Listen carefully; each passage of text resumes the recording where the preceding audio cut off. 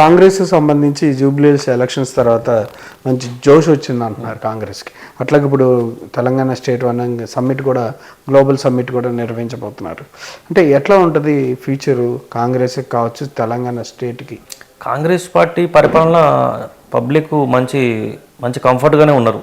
అంటే ఇబ్బందికరంగా చాలా ఇబ్బంది పెట్టింది టీఆర్ఎస్ పార్టీ. ఎవరి ప్రమేయం లేకుండా ఇష్టానుసారంగా నిర్ణయాలు తీసుకొని పబ్లిక్ని చాలా ఇబ్బంది పెట్టింది. కాంగ్రెస్ పార్టీ అలాంటి నిర్ణయాలు, పబ్లిక్ ఇబ్బంది కలిగే నిర్ణయాలు ఎక్కడ కూడా తీసుకుంటలేదు.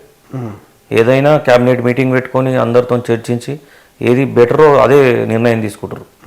గతంలో టీఆర్ఎస్ ఇష్టం వచ్చిన ధర్నా చేసినా కానీ 40 days ధర్నా చేసినా పట్టించుకోకపోవడం, బస్సులు మొత్తం కంప్లీట్గా బంద్ చేయడం, ధరణి తీసుకురావడం ఇష్టం లేకుండా.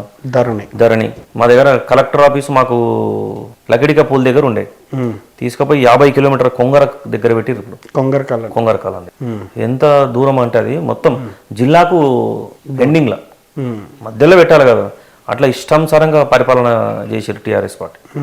సెటరేట్ చేస్తారా మరి? కేంద్రాలు మార్చడం కుదరదు అంటారు ఒక్కొక్కసారి. ఏమన్నా వాటికి సంబంధించి ఇంకేమైనా ఉన్నాయి ప్రపోజల్స్ కాంగ్రెస్ మీ కాన్స్టిట్యున్సీ మీద?